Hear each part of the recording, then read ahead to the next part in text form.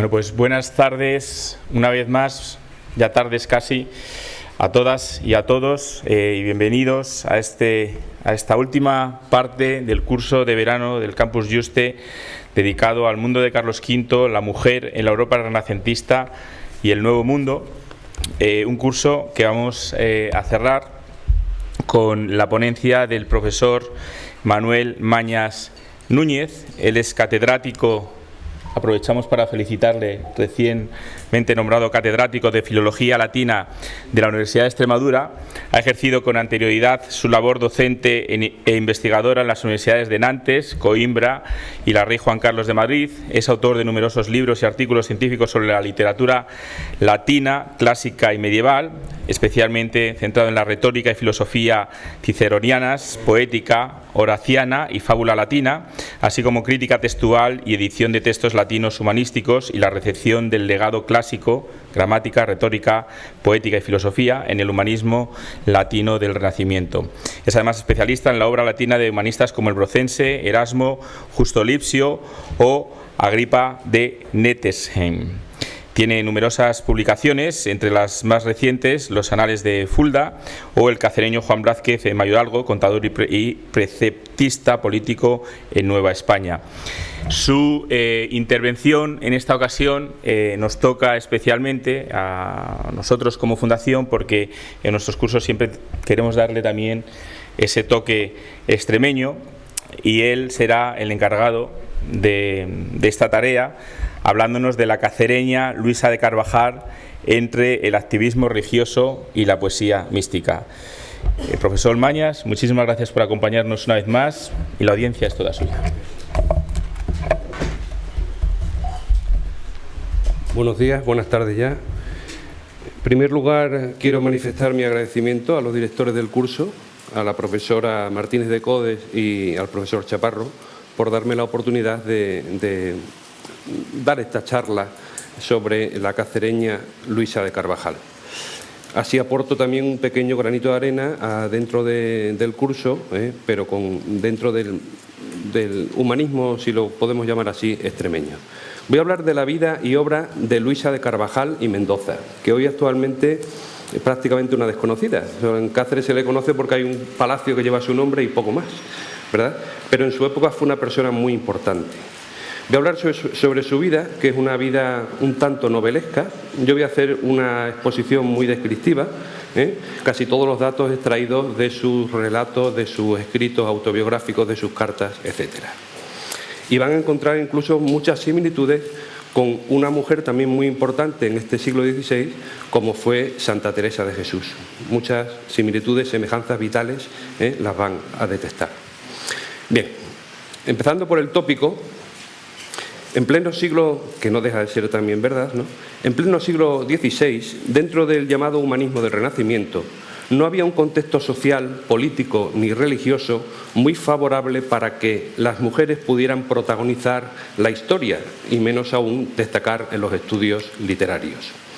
Y aunque Menéndez Pelayo llegó, según dice él, a adquirir noticias de más de 39 puellae doctae, es decir, mujeres doctas, en realidad son muchas menos las mujeres de las que nos queda una obra escrita. Entre estas mujeres doctas destacan especialmente dos, ambas con el nombre de Luisa. De una ya se ha hablado esta mañana, ya ha hablado el profesor Sánchez Salor. Una es la famosa Luisa Sigea, la otra es nuestra Luisa de Carvajal, que es la que nos ocupa en este momento. Luisa de Carvajal y Mendoza, que es cierto, fue poetisa, pero sobre todo fue una mística, fue una misionera, una mujer de acción, una virago, que decían, que así la llegaron a nombrar con el sustantivo latino, luego explicaré qué significa eso, una virago, una mujer de acción y en cierta manera una mártir del cristianismo moderno. Me parece, por tanto, muy conveniente y yo diría casi necesario rendir homenaje a esta mujer en un curso como este. No solo porque fuera extremeña, natural de Jaraicejo, aquí cerca de Trujillo, sino porque fue una mujer muy importante e influyente en su época.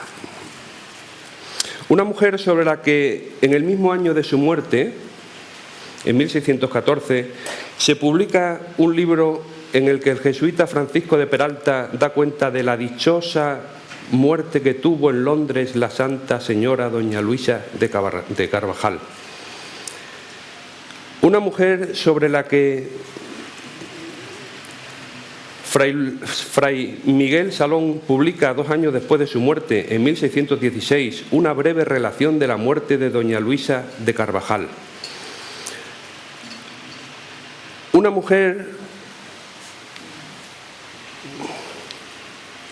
mujer, como digo, de la que tenemos una biografía manuscrita en latín que aún está por editar y por traducir, la Vita Aloisiae de Carvajal, ¿no? Obra del jesuita Giraldo Orano Menenio. Una mujer cuyo confesor, el jesuita inglés Miguel Valpolo, dejó manuscrita una obra titulada La vida de Doña Luisa de Carvajal. Una mujer, en fin, sobre la que el licenciado Luis Muñoz, que es la foto que tienen ahí, publicó en 1632 Una vida y virtudes de la venerable Virgen Doña Luisa de Carvajal y Mendoza. Tal mujer, como digo, tuvo que ser sumamente importante en su época, también famosa, tanto en vida como en los años inmediatamente posteriores a su muerte. El caso es que desde mediados del siglo XVII hasta finales del XIX, durante casi 2 siglos, la figura y obra de Luisa permanecen prácticamente en el anonimato, hasta que en 1873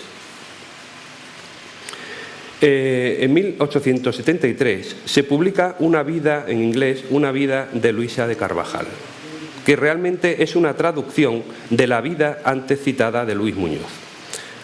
A partir de entonces, y ya en el siglo XX, surge un creciente interés por nuestra autora de la mano de Antonio Rodríguez Moñino y María Brey, que relanzaron la figura de Doña Luisa. Asimismo, el jesuita Camilo... Esa se ve un poco más.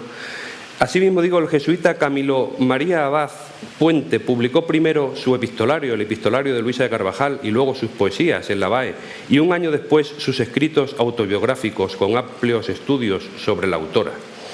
Y ya más modernamente se han ocupado de Luisa de Carvajal, hispanistas, investigadores como Isabel Román, Miguel Ángel Tejero, María Nieves Penillo o Javier Burrieza, destacando en estos últimos años, muy reciente, hace 10, 11 años, destacando, en estos últimos años, los estudios que investigadores anglosajones están dedicando a la poetisa, como esa reciente monografía, ahí la tienen, como esa reciente monografía titulada La Apóstol, publicada en 2008. Una mujer, como decimos, que ha sido objeto de tantas investigaciones y sobre la que incluso se ha publicado una biografía en inglés en la prestigiosa Universidad de Oxford, tuvo que ser, como digo, una mujer muy importante y famosa en su tiempo. Paso a hablar de su nacimiento. En la calle Talavera de Jaraicejo, el 2 de enero de 1566, nació Luisa de Carvajal, en el seno de una familia noble, en la casa-palacio que en su día habitaron Bernardino de Carvajal, obispo de Plasencia, y su sobrino Gutiérrez de Vargas y Carvajal. Y no es casualidad que naciera Luisa en esta casa, pues su padre, Francisco de Carvajal y Vargas, era hijo ilegítimo del obispo Gutiérrez de Vargas y Carvajal, quien le había donado dicha casa. Así nos cuenta el tropiezo que tuvo el obispo, una crónica jesuítica. Y mientras don Gutiérrez estaba en Toledo, de un tropiezo que tuvo con una señora noble toledana, le resultó un hijo natural, que se llamó don Francisco de Carvajal. Su madre era María Hurtado de Mendoza y Pacheco, hermana de Francisco Hurtado de Mendoza, tercer conde de Monteagudo y noveno marqués de Almazán. Era, por tanto, Luisa nieta de obispo e hija de 2 nobles familias extremeñas entroncadas con la nobleza castellana, los Carvajal y los Mendoza. Era la primera niña de la familia tras 5 varones, si bien de esos 5 varones se habían muerto 4, solamente quedaba ya uno de ellos. Pues bien, poco tiempo residió su familia en Jaraicejo, pues su padre fue destinado a León como corregidor. Por sus escritos autobiográficos sabemos que en su primera niñez tenía una relación muy estrecha con su madre, pues habla de ella con gran amor. Nos dice literalmente que imitaba mucho a mi madre, sobre todo en la preocupación por asistir a los pobres, y que estaba todo el día pegada a ella, y que no había, texto suyo, quien me pudiese apartar de mi madre casi en todo el día, aunque ella me rogaba muchas veces que me fuese a jugar con los otros niños. A su madre nos la presenta como muy hermosa, modesta, temerosa de Dios e inclinada a la oración, pues frecuentaba mucho su oratorio, y para Luisina, como la llamaban cariñosamente, era su madre un ejemplo de virtud y devoción a seguir. Y como la madre tenía inclinación por los franciscanos y por ayudar de cerca a los pobres, la propia Luisa recuerda que desde pequeña vestía con hábito franciscano, aborreciendo las galas propias de su condición nobiliaria, y que guardaba en una arquilla el dinero que sus padres le iban dando, para repartirlo luego entre los pobres que vivían hacinados en la cárcel o entre los niños necesitados que encontraba por la calle. Además, a pesar de su corta edad, en vez de jugar, prefería intervenir en las conversaciones de los mayores, por lo que su madre decía muchas veces, tienen el texto ahí, ya viene Luisina a darnos también su parecer y poner su cucharadita. De su madre también heredó Luisa la afición por el sacramento de la confesión, pues tenía gran temor al pecado mortal. Y así nos confiesa ella directamente que era aficionadísima a confesarme muchas veces. A los 6 años quedó huérfana. Primero murió su madre, contagiada por tifus por un pobre al que cuidaba personalmente, y a los pocos días moría también su padre, contagiado por la madre. Será sin duda una experiencia que marcaría el resto de sus días, pues nos dice de la muerte de sus padres: y retirada algunas veces do nadie me oyese, a solas lamentaba y lloraba su temprana muerte. Luisa entonces se trasladó a Madrid con su tía abuela María Chacón, aya de las infantas Isabel Clara Eugenia y Catalina Micaela, y madre del cardenal Bernardino de Sandoval y Rojas. Vivían allí en un palacio que daba al monasterio de las Descalzas franciscanas, por lo que Luisa recuerda haber correteado de niña por sus claustros y jugado a las muñecas con las infantas. Tras morir su tía, pasó en 1576, cuando tenía 10 años, a la custodia de su tío don Francisco Hurtado de Mendoza, marqués de Almazán, que vivía en Alemania como embajador de España en la corte de Maximiliano II. La niña es entonces trasladada a la fortaleza de Monteagudo, en Navarra, para que conviviese con 2 primas de su misma edad. Al estar ausentes sus tíos, estaba continuamente al cuidado de ella una aya personal, Isabel de Aillón, que era una mujer muy estricta y empleaba todo tipo de métodos, azotes, golpes, pellizcos, para mantener la pureza de la joven. Luego, cuando sus tíos regresaron de Alemania, van a Almazán, y allí van a vivir en Almazán, en Soria.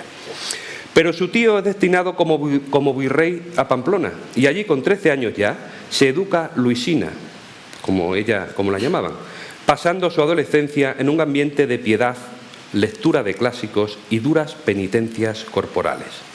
En efecto, su tío el marqués se convirtió entonces en su nuevo padre, en su nuevo director espiritual, y ejerció una notable influencia sobre Luisa.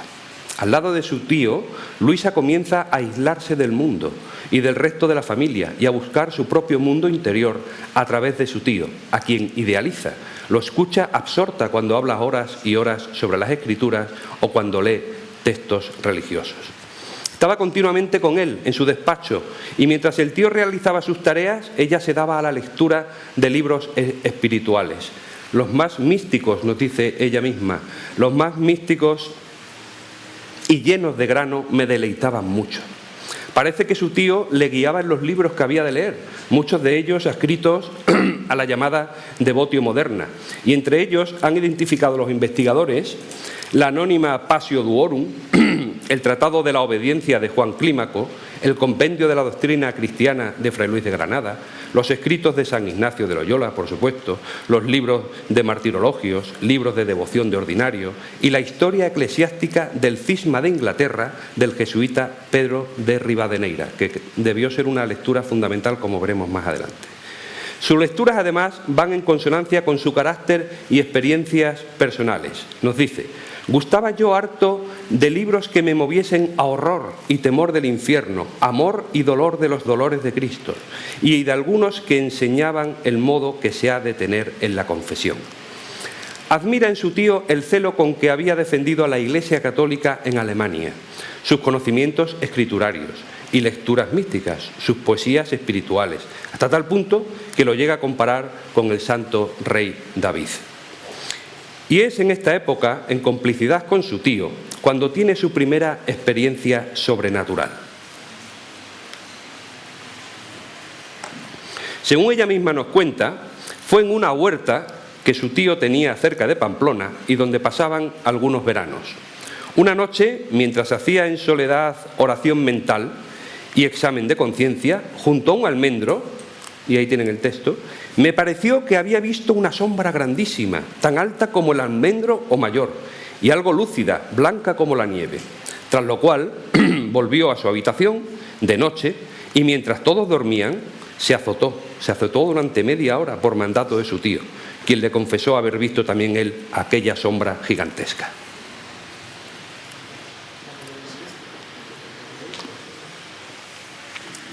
Y pasamos a otra faceta de su vida, la faceta de los autocastigos, de las penitencias.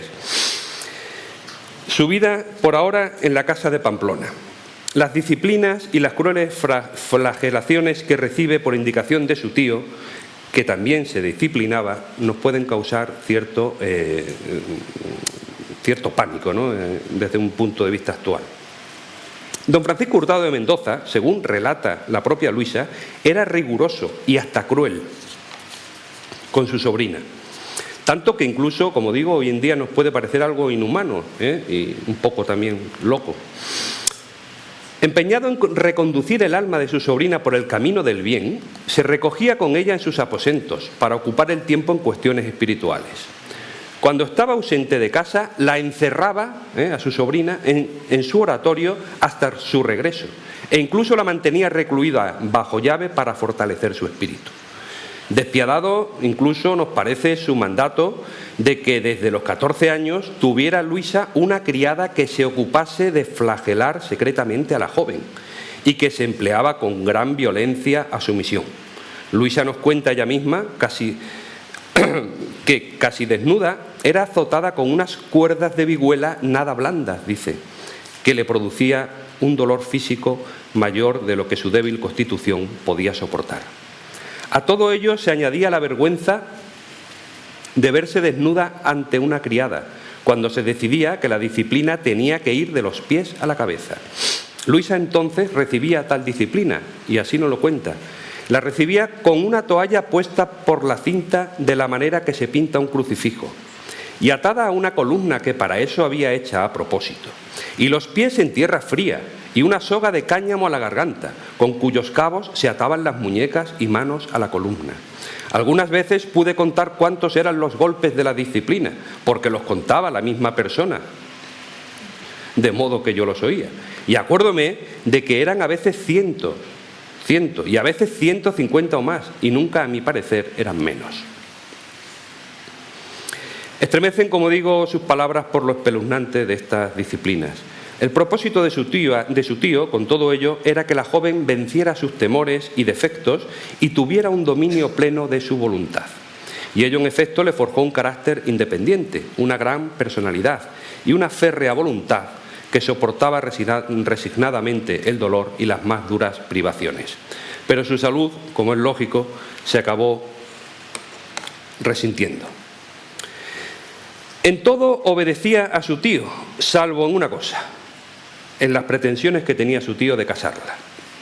Desde los 15 años rechaza Luisa la posibilidad de un futuro casamiento, tanto por la honda vocación religiosa que siente, como porque, como ella misma nos dice, fui muy seca y huraña con mi contrario sexo, propiedad con que parecía haber nacido.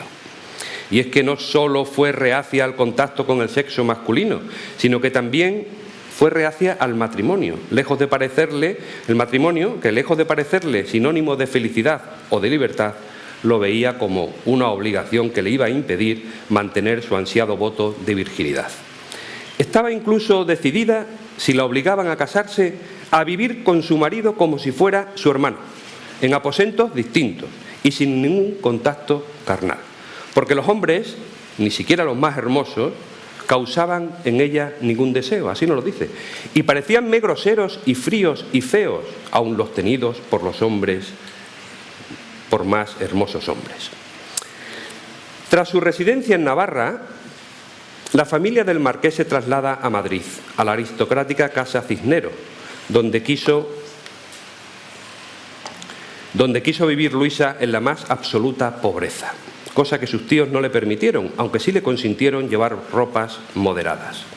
Entonces Luisa sustraía en secreto parte de su comida y llegó a mantener así, con esos restos de comida suyos, llegó a mantener así a varios pobres, sin duda siguiendo en ello la actitud piadosa de su recordada madre. También visitaba en Madrid el hospital de Antón Martín, cuidando a las mujeres enfermas de sífilis, intentando convertirlas a la vida honesta y cristiana, para lo que también se presentaba personalmente en los prostíbulos. Lleva, por tanto, una vida independiente desde que su tío le autoriza en 1591, con 25 años, a vivir separadamente de la familia con unas criadas, y más aún con la muerte en el mismo año de 1592 de sus tíos los marqueses, momento en que reclama su herencia paterna y la dona a la Compañía de Jesús, con el fin de que ésta, la Compañía, fundase un noviciado para la misión jesuita en Inglaterra. Desde esta fecha encontró una humilde casa en la calle de Toledo, Madrid, y empezó a convivir con sus antiguas criadas como una más, autoimponiéndose una vida de pobreza, de privaciones y de humillaciones, con arrebatos de misticismo que iba a recoger en su obra poética. Ella, como una más, guisaba, barría y echaba por la ventana las inmundicias, para vergüenza de sus parientes, que cada vez la fueron aislando más. Con este tipo de vida, su salud débil de por sí fue empeorando y acabó padeciendo una grave afección cardíaca, unidas a fiebres y espasmos parecidos a los epilépticos, que a veces la mantenían varios meses encamada y de los que nunca se iba a recuperar ya. Además, hizo votos de pobreza en 1593, de obediencia en 1595 y de martirio en 1598, pues era su deseo morir por Cristo. Llevaba siempre consigo una cajita de hojalata donde guardaba un papel con dicho voto, en los siguientes términos, que lo tienen ahí. Yo, Luisa de Carvajal, lo más firmemente que puedo, con estrecho voto, prometo a Dios nuestro Señor que procuraré, cuanto me sea posible, buscar aquellas ocasiones de martirio que no sean repugnantes a la ley de Dios, y que siempre que yo hallare oportunidad semejante, haré rostro a todo género de muerte, tormentos y rigurosidad, sin volver las espaldas en ningún modo, ni rehusarlo por ninguna vía, y que cada y cuando me viere en ocasión tan venturosa, me ofreceré sin ser buscada. Entretanto, Luisa no había escatimado esfuerzos para recobrar la herencia paterna, a la que antes había renunciado. Tuvo así que afrontar largos pleitos con su hermano, que duraron hasta 13 años, ya que tenía previsto dejar, como he dicho antes, toda su herencia a los jesuitas para que fundasen un noviciado en Inglaterra y también emplear parte de la herencia que le quedase en idénticas obras caritativas. Así pues, entre los años 1602 y 1605 se instaló en Valladolid para seguir de cerca el complicado proceso de recuperación de su herencia. Al tiempo que sostenía estos pleitos, se entregó animosamente al cultivo de la poesía, toda de carácter religioso y espiritual, quedando en la actualidad unos 48 poemas, es lo que nos queda. Es una poesía donde canta su extasiada pasión de amor divino, que mal leída podría llevar al lector a interpretar otro tipo de amor. Es lo que ocurre, por ejemplo, con el soneto al Santísimo Sacramento, en que habla el Divino Verbo inmenso con el alma que le está recibiendo de las manos del sacerdote, y que comienza, lo tienen ahí, que comienza así: de inmenso amor a que este abrazo estrecho recibe silva de tu dulce amado, y por la puerta de este diestro lado, éntrate, palomilla, acá en mi pecho. Reposa en el florido y sacro lecho, y abrásate en amor tan abrasado, que hasta que el fuerte nudo haya apretado no sea posible quede satisfecho, etcétera, ¿no? Lo puedes leer ahí. En Valladolid realizó los ejercicios de elección. Esto es un nuevo conocimiento de la vida, de la propia vida o de Cristo, una reforma de vida, prescritos por San Ignacio de Loyola en 1602. Al mismo tiempo, logró con su tenacidad que el proceso entablado por su herencia se fallara a su favor, legando definitivamente dicha herencia a la misión en Inglaterra. Ello y su búsqueda incansable del martirio la van a impulsar a viajar a Inglaterra. Y así, el 24 de enero de 1605, marcha a Londres, vía París y Bruselas, en un ajetreado viaje que, como toda la vida de Luisa, resulta extravagante y casi novelesco, donde estuvieron a punto de naufragar en un río, permaneciendo en el agua durante un día entero, hasta que un barco los divisó y los rescató. Y todo ello gracias a que Luisa no paraba de agitar un pañuelillo blanco en señal de socorro. Así nos lo cuenta ella. A primeros de mayo de 1605 está ya en Londres y llega a Londres en el peor momento, sin dinero y justo antes de la llamada conjuración de la pólvora. El intento ese de volar por los aires el Parlamento inglés por parte de los católicos en 1605. Desde Londres escribió unas 150 cartas que, junto con otras 30 enviadas desde Madrid y Valladolid, conforman un epistolario de gran interés para los historiadores, pues atestigua este epistolario de primera mano episodios importantes de las guerras de religión que Luisa conoció en Inglaterra, conoció y vivió. ¿Pero qué estaba pasando en Inglaterra para que Luisa fuera allí en busca de martirio, dispuesta a morir por defender la religión católica?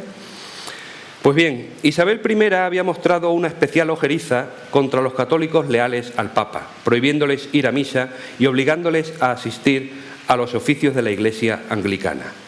Había sido por ello excomulgada por el Papa en 1570 y había ejecutado en 1587 a María Estuardo para evitar un golpe de Estado de los seguidores de la Iglesia de Roma. Pero muerta Isabel, en marzo de 1603, le sucedió Jacobo I, educado en el más fanático calvinismo y anglicanismo. Se pensaba que al estar casado con la reina católica Ana de Dinamarca se iban a suavizar las leyes anticatólicas, pero resultó todo lo contrario. Esas leyes anticatólicas se endurecieron. Así que se organizó un complot por parte de un grupo de provinciales católicos ingleses para matar a Jacobo I, a su familia y a la mayor parte de la aristocracia protestante, volando las casas del Parlamento durante la apertura de Estado, el 5 de noviembre de 1605. Pero se descubrió esa conjura y se ejecutó a la mayor parte de los conspiradores, lo que sirvió de pretexto para un endurecimiento de las medidas antirromanas. Se inició entonces una feroz persecución, especialmente contra los jesuitas, acusados de ser cómplices del complot. Y entre 1607 y 1625, unos 18 años por ahí, fueron ajusticiados en Inglaterra 16 sacerdotes y 2 seglares católicos. Luisa, por tanto, vivió con gran horror estos acontecimientos y en numerosos escritos señala su dolor por algunas de estas muertes. Especialmente sufre por el encarcelamiento y posterior ejecución del padre Enrique Garnet, superior de los jesuitas destacados en Inglaterra, ajusticiado en público el 3 de mayo de 1606, en presencia de 20.000 espectadores.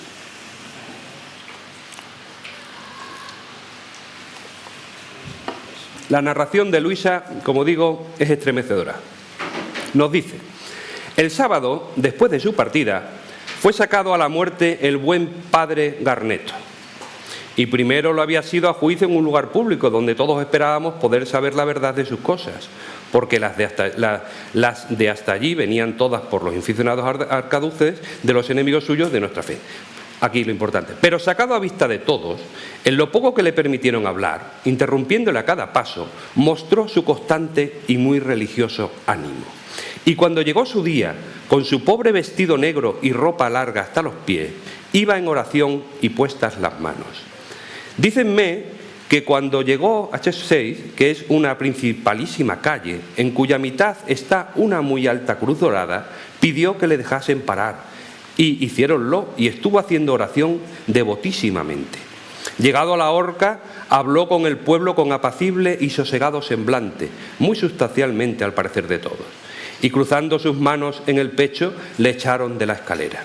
Y queriendo cortar el verdugo la soga muy presto, clamó el pueblo fuertemente que le dejase morir primero. Y algunos se arremetieron y le estiraron de los pies. Y así estaba casi totalmente muerto cuando le abrieron el pecho. Están sus cuartos puestos por la ciudad. Luisa, decimos, sufre por este y por otros sacerdotes católicos ahorcados y ajusticiados, y los considera héroes y mártires, y los asiste en sus últimas horas, tanto en las cárceles como en el propio patíbulo, recogiendo sus restos y enviando reliquias para que fueran veneradas en los países católicos. Pero el carácter arrojado de Luisa la lleva también a inmiscuirse en cuestiones políticas, pues cree con razón que la política está detrás de las persecuciones católicas. Y es que al estar ella relacionada y en continuo contacto con las embajadas española, francesa y veneta, entre otras embajadas católicas, se permite ofrecer consejos sobre las relaciones diplomáticas con Holanda, aconsejar la invasión de Irlanda para defender a los católicos o incluso apelar a soluciones poco pacíficas para resolver el conflicto religioso. Todo esto lo leemos en su epistolario. Y así en la carta a la Madre Mariana de San José, de 8 de mayo de 1606, contesta que, aunque sabe que en España están deseando su vuelta para evitar los problemas diplomáticos que su arrojo le pueda ocasionar, ella está decidida a no volver a España, pues tiene allí, en Inglaterra, una misión importante y hará todo lo posible para que no se rompan las paces firmadas por España e Inglaterra en 1604. Una paz, no obstante, que estima, dice ella, poco provechosa para el catolicismo. Dice, temen, en España, temen no se rompan por mí las paces, y pueden estar todos ciertos que no será, a lo menos por meterme en cosas fuera de lo que profeso, con la ayuda de nuestro Señor. Si en eso fuere yo presa, no se impedirá el proseguimiento de ellas. Y si acaso se rompiesen, creo se perderá bien poco, pues ni a Flandes ni a los católicos no les viene ningún provecho de ellas, sino solo el nombre. Luisa, pues, a pesar de lo que dice, se inmiscuye en política, y eso resultaba peligroso, tanto para ella como para España. Y es que su carácter apasionado y luchador, unido a su deseo de morir mártir, la llevaba a mostrar conductas claramente provocadoras, temerarias. La consecuencia más inmediata fue el doble encarcelamiento que sufrió. En efecto, tras aprender inglés, inicia su apostolado visitando a sacerdotes y legos católicos prisioneros en las cárceles. Arranca panfletos antipapales de las paredes de las calles de Londres. O se pone a discutir sobre asuntos religiosos, a veces políticos también, con la gente en la calle, provocando grandes alborotos públicos. Es lo que le ocurrió, según relata ella misma, en una carta al padre José Cresvelo, como él ya lo llama, es lo que le ocurrió, digo, como nos dice ella misma, en una concurrida calle comercial de Londres, cuando se encontraba comprando unas telas, entabló una gran discusión con los tenderos sobre la religión católica. Se fueron sumando más y más tenderos y gente de la calle, discutiendo todos con ella durante más de 2 horas sobre la misa, sobre la penitencia, el sacerdocio, el papa y otros temas de raíz de consideración católica, ¿no? Ahí tienen el texto. Dice, la causa fue porque llegando un día a una tienda de Chelsea, desde afuera, como suelo, de pecho sobre el talón, se ofreció preguntar a uno de los mancebos si era católico, y él respondió, no lo quiera Dios. Y yo repliqué, no permita Dios que no lo seáis, que es lo que os importa. Con esto acudieron la señora y el señor de la tienda y otro mancebo y mercaderes vecinos y trabóse grande plática de religión católica. Preguntaron mucho de la misa, de los sacerdotes, de la confesión, pero lo principal en que se gastó el tiempo de más de 2 horas fue en si la romana religión es la sola verdadera y si el Papa es cabeza de la Iglesia. Al principio, por su acento, la tomaron por una escocesa loca y fanática. La dueña de la tienda afirmaba que tenía que ser un sacerdote vestido de mujer. Ahí tienen el texto.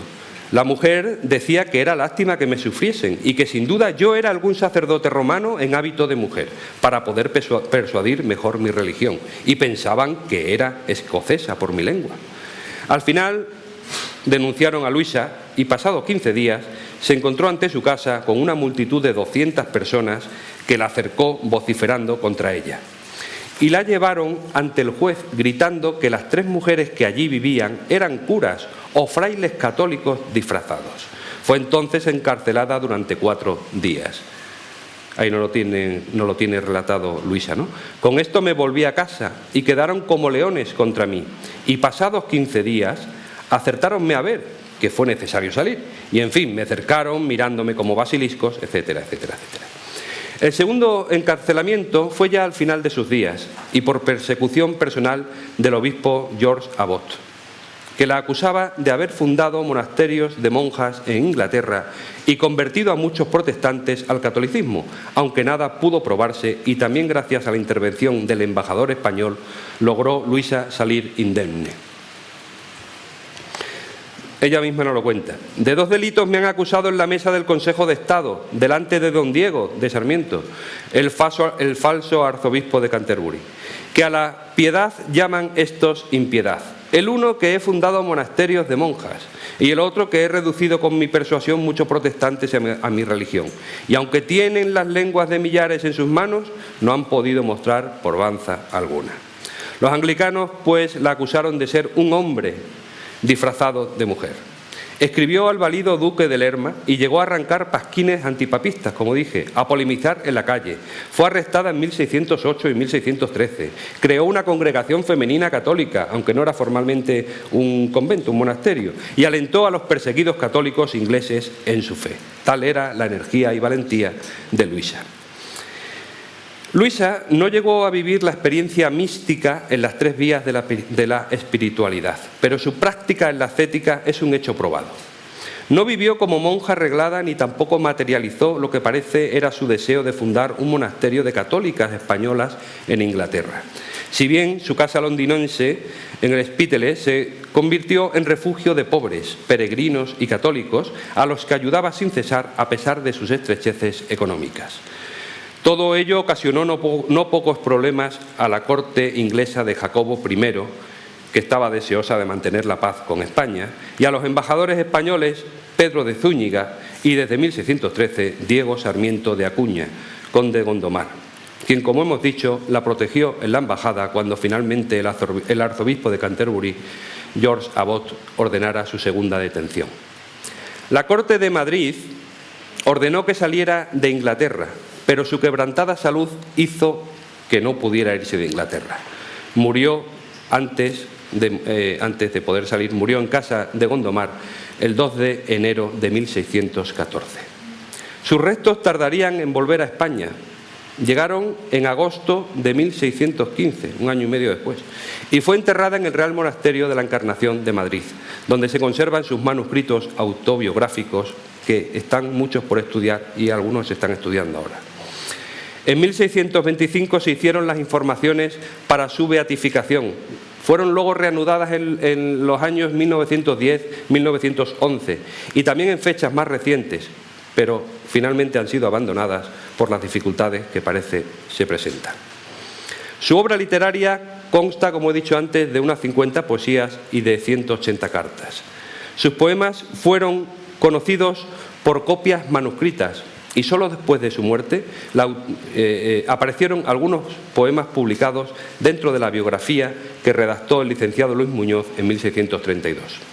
Su poesía es religiosa, espiritual y de exaltación del amor místico con Dios, a veces casi de un modo sexual, como dije antes.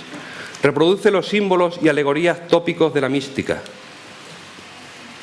como la paradoja del vivir sin vivir, que aparece en su romance espiritual de interiores sentimientos que tienen ahí parte de él. Entre mortales heridas y dolores desiguales, de amor vives y esa vida te alivia y te satisface. Quéjaste en los accidentes y sientes su rigor grave, no habiendo gloria en la tierra con quien gustes de trocarle. Que solo el vivir muriendo porque no mueres te aplace. La libertad te atormenta y sirve de estrecha cárcel.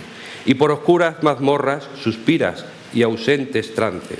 Oh, en cuán extraña cadena quiso amor aprisionarte. También tenemos en su poesía es una poesía culta, tenemos en su poesía la imagen, por ejemplo, de la llama, de la flamma, la imagen del matrimonio entre Cristo pastor y el alma pastora. Tenemos también el locus de la vida como navigium, como una travesía en un mar tempestuoso, el peligro del naufragio, y el puerto, que es Dios como salvación. Ahí tienen unos versos. Bravo mar en el cual mi alma engolfada con tormenta camina dura y fuerte hasta el puerto y ribera deseada. También encontramos las imágenes clásicas de la vida como guerra, como cárcel, o la imagen del alma como jardín, etc. Bueno, todo tipo de tópicos literarios. Su epistolario lo componen cartas de no poca extensión y dirigidas a religiosas, a padres de la compañía, prelados, personajes de la nobleza y al mismo rey. Así, un grupo numeroso de epístolas lo forman las cartas enviadas a la Madre Magdalena de San Jerónimo, en Madrid, a quien Luisa venera y profesa íntima amistad. Encontramos también noticias londinenses a las compañeras que colaboraron con ella en Madrid y en Valladolid, como por ejemplo Isabel de la Cruz, Inés de la Asunción y 7 cartas a Leonor de Quirón. Y también otras misivas a señoras nobles españolas para agradecerles las limosnas que le hacían llegar a Inglaterra. Entre sus familiares llama la atención que solo envié cartas a su hermano, don Alonso, y a su prima doña Isabel de Velasco, hija del marqués de Almazán. El resto de familiares queda prácticamente excluido. Otro grupo de epístolas lo conforman las dirigidas al padre Luis de la Puente y a otros jesuitas, sobre todo José Cresvelo, jesuita inglés residente en Madrid, a quien dirige hasta 27 cartas entre 1606 y 1612, donde da cumplida cuenta de la persecución que sufren los católicos en Inglaterra. Muy espirituales son las cartas enviadas a Mariana de San José, fundadora de las Agustinas Recoletas, y a Sor Ana de Jesús. 22 cartas son las que envía a don Rodrigo Calderón entre 1609 y 1613, quien estaba casado con una prima de la escritora, Inés de Vargas, y además era valido o favorito del duque de Lerma y por tanto de Felipe III. Se trata de reflexiones y consejos espirituales junto con advertencias de carácter político. Luisa le hace llegar sus necesidades londinenses en escritos donde se puede observar la admiración que profesa al monarca Felipe III, no sin emitir frecuentes juicios sobre los avatares de la política internacional, pero siempre desde la peculiar perspectiva de quien mira por el beneficio y el bienestar de la Iglesia católica.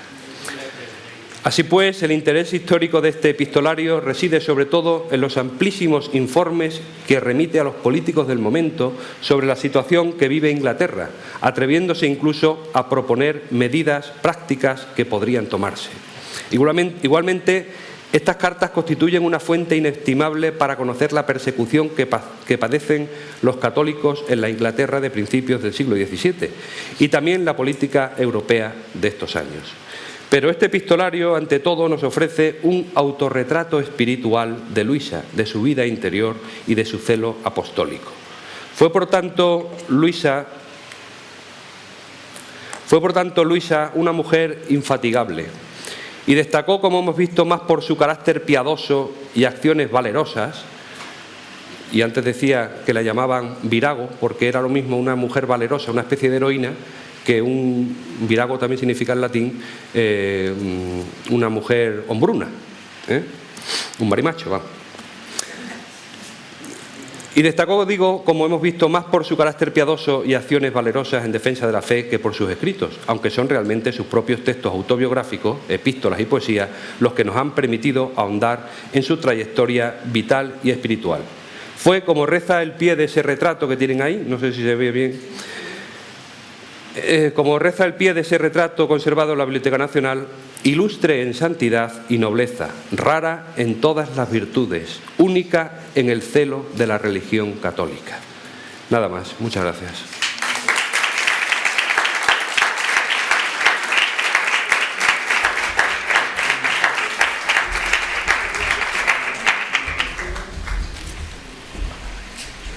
Muchísimas gracias, profesor Mañas, por darnos a conocer esta figura quizás más conocida en Extremadura.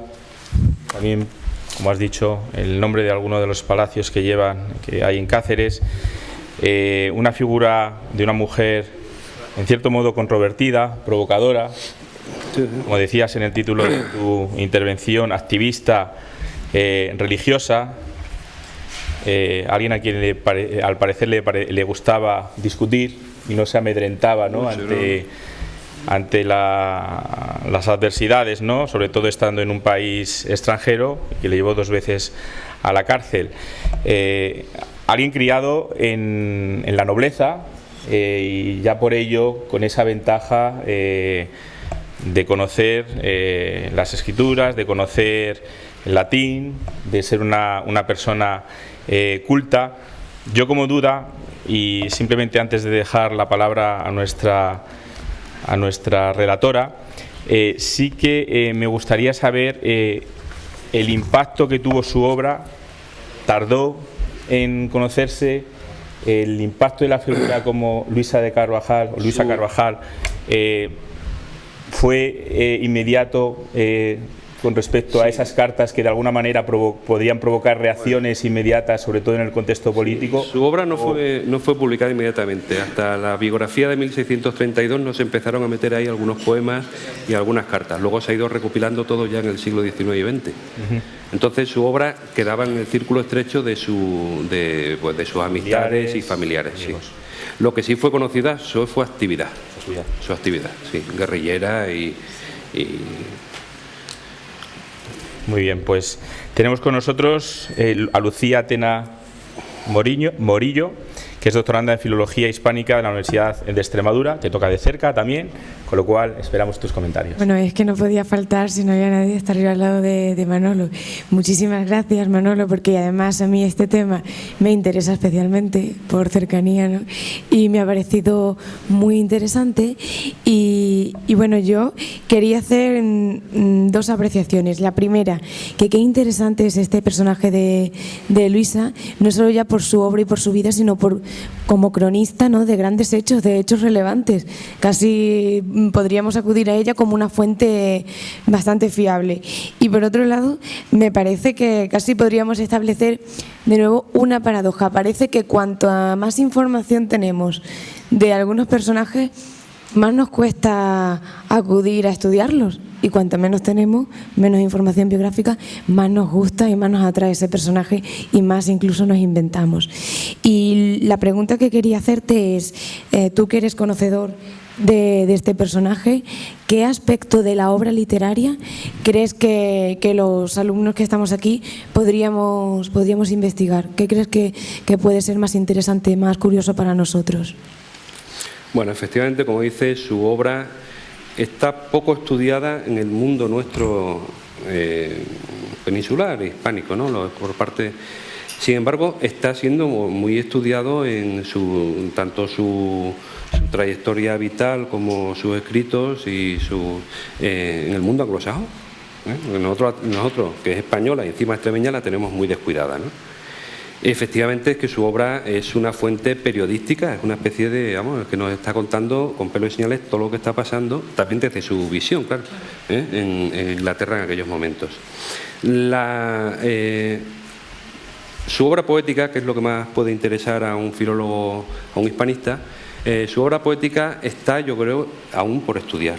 Es verdad que hay una edición moderna, pero creo que esa edición no reúne todos los requisitos de edición crítica, ni con un buen estudio, ni estudiarla también dentro del mundo de los tópicos literarios propios, además de la mística, porque ella ya ha dicho que tiene muchas similitudes vitales, pero también yo creo que es que intenta imitar a Santa Teresa de Jesús en muchos aspectos, y como Santa Teresa escribió, ella también escribe, ¿no? Muchísimas gracias. ¿Algún comentario, alguna sugerencia, alguna pregunta por parte del público? Aquí. Sí. Dejarle el... Perdón, porque estoy yo. Buenos días. Bueno, me ha parecido interesantísima. Primero porque es un personaje femenino que tiene una trascendencia, parece ser bastante importante, no solo en la lingüística, sino también en lo que va a ser la difusión como casi ella considera una misión religiosa el ir allí a Inglaterra a defender la fe católica, cosa que también me sorprende mucho, digamos, que no haya sido mucho más reconocida en nuestro ámbito aquí en España. digamos, de español. Por otra parte, me gustaría saber, ella pierde todo contacto con la región extremeña, es decir, de alguna manera nunca más volvió aquí, ni se volvió a relacionar con el entorno de aquí de Extremadura. No. Nunca. No volvió. Ya No, porque vuelve, a ella, como quedó huérfana muy, muy joven, a ella la figura que le marcó su trayectoria fue su tía. Y su tío, como anduvo por Madrid, por Navarra, etcétera, pues luego ya no volvió por Extremadura, que se sepa. Muy bien, muchas gracias. Sí, profesor Janssens. Sí, gracias por su ponencia. Me parece que el contacto con los jesuitas es fundamental aquí. Y he visto que ha escrito algunas cartas a Criswell. Sí. ¿Sabe usted que Criswell fue un agente secreto? Sí. Que ha dado informaciones secretas sobre la corte de Inglaterra. Es casi imposible no pensar que ella fue también, no espía, pero en los ojos de los ingleses fue sospechosa. Sí. Es posible. Yo no creo que fuera espía, pero es posible que sí la vieran como una espía. Sí, de hecho, que sea considerado sí. Y de hecho los dos encarcelamientos estuvieron, yo creo que motivados por motivos políticos no porque estuviera en la calle dando voces por allí. No. Entonces y no por motivos eclesiásticos, religiosos, pero se han usado los motivos religiosos para encarcelar. Efectivamente. Por motivo político. Y causó, ella provocó muchísimos conflictos entre Inglaterra y España. Sí. Conflictos diplomáticos que no sabían, ni los españoles sabían qué hacer con ella, ni los ingleses tampoco sabían qué hacer con ella. Gracias. Sí, profesor Chaparro. En fin, gracias y muy bien, Manolo. A mí me ha llamado la atención, claro, esa unión con los jesuitas, yo creo que le hace aumentar su idea, como los jesuitas son milites Christi, no lo olvidemos, su idea de luchadora. Lo tomó literalmente, vamos. Sí, su idea de luchadora, ya que los jesuitas, ¿verdad?, su principal objetivo fue luchar precisamente contra el protestantismo y contra todo lo que salía. Y una cosa curiosa también, esa obsesión por el martirio se produce en el siglo XVI, ¿verdad?, no solo por lo que sucedía en las nuevas tierras conquistadas, que siempre decimos que los indígenas fueron muertos por tal, pero es que los indígenas también se cobraron bastantes vidas de los misioneros, ¿no?, sino por las luchas que había en el centro de Europa entre católicos, protestantes, etcétera. Y curiosamente, hace unos años, como tú bien sabes, yo estudié los emblemas y las pinturas de una iglesia en Roma, que si no la han visto, procuren verla, que es la iglesia de Santo Stefano Rotondo.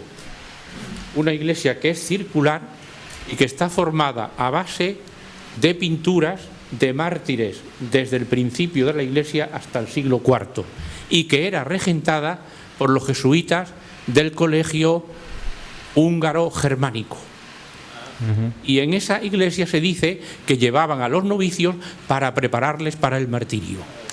O sea que esa idea de martirio ahí es una idea que ella coge, yo creo, también pues de lo que había en Europa en ese momento, y esas luchas tan encarnizadas con muertes de una y otra parte, con ajusticiamientos de una y otra parte entre católicos y protestantes. Y ahí yo creo que la idea también de esa fogosidad y de ese espíritu, ¿verdad?, de luchar, de ser una miles Christi, incluso hasta el martirio. Yo creo que ahí es donde había que un poco esto. ¿Alguna intervención más?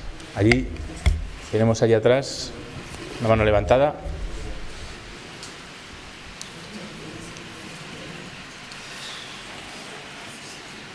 Hola, yo soy Elena Manchada de la Universidad Complutense y bueno, quería darte las gracias por presentar esta figura que yo no la conocía y me ha parecido súper interesante.